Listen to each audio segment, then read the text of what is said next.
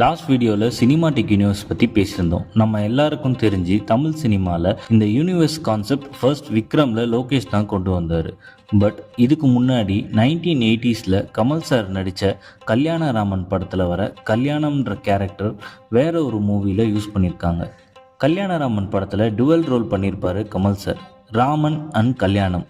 இதில் கல்யாணம் ரொம்ப இன்னோசென்ட், இம்மேச்சூர்டாக, குழந்தைத்தனமாக இருப்பார். இவரை சில பேர் கொன்னுடுவாங்க. அவரோட பிரதரை கொன்னவங்கள பழி வாங்குவார் ராமன். அதுக்கு இறந்து போன அவரோட பிரதர் கல்யாணம் ஆவியா வந்து ஹெல்ப் பண்ணுவார். அதுக்கப்புறம் 1984 வந்த ஜப்பானில் கல்யாணராமன் படத்தில் இந்த கல்யாணம் கேரக்டரை யூஸ் பண்ணியிருப்பாங்க.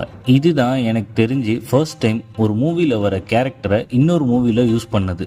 இதை சில பேர் அந்த கல்யாணராமன் படத்தோட சீக்வல்னு சொல்கிறாங்க. நான் இந்த 2 படமும் பார்த்துருக்கேன். ரெண்டுமே நல்லா காமெடியாக இருக்கும். இந்த 2 படத்துக்கும் ஸ்டோரி அண்ட் ஸ்க்ரீன் பிளே எழுதினது திரு பஞ்ச அருணாச்சலம் அவர்கள். இந்த மாதிரி இன்ட்ரெஸ்டிங்கான மூவி ஃபேக்ட்ஸ் பற்றி தெரிஞ்சுக்கிறதுக்கு ஃபிலிம் பஃப் சேனலை ஃபாலோ பண்ணுங்கள். தேங்க்யூ.